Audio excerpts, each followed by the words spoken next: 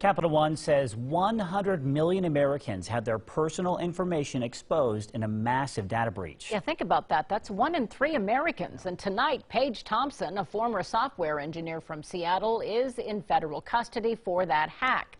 Customers' names, their addresses, phone numbers, birth dates, some parts of their credit history, all exposed. And Capital One says no credit card numbers or login information was accessed, but 140,000 Social Security numbers were put at risk. So the question is, how can you protect yourself from data breaches like this? Our Sean Lanier got some answers from an expert. Sean? And that's right. It's another week and another report of a data breach. This time it affects nearly a third of the U.S. population. Capital One has stated it will offer free credit monitoring services to those affected, but some people are worried about the number of breaches happening.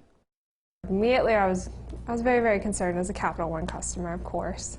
You always get very concerned when you hear about data breaches.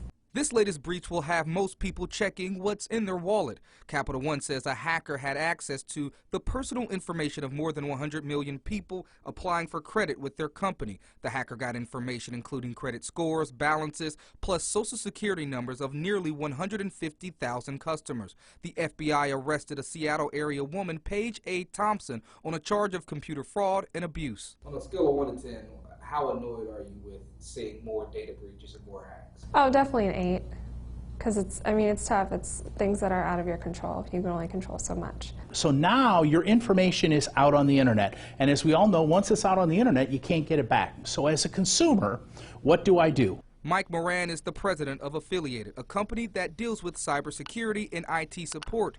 He says once a hacker has had access to your personal information, it's best to go on the offense and change your passwords and usernames to all of your accounts and make sure each one is different. Check your credit reports at least twice a year. And lastly, understand how to properly read emails. A lot of these problems come from fraudulent email scenarios. He adds it could be just the beginning for Capital One customers. You're going to start seeing other fraudsters come out and start sending them emails to get them to give them their information so that they can go and perpetrate more fraud to those folks.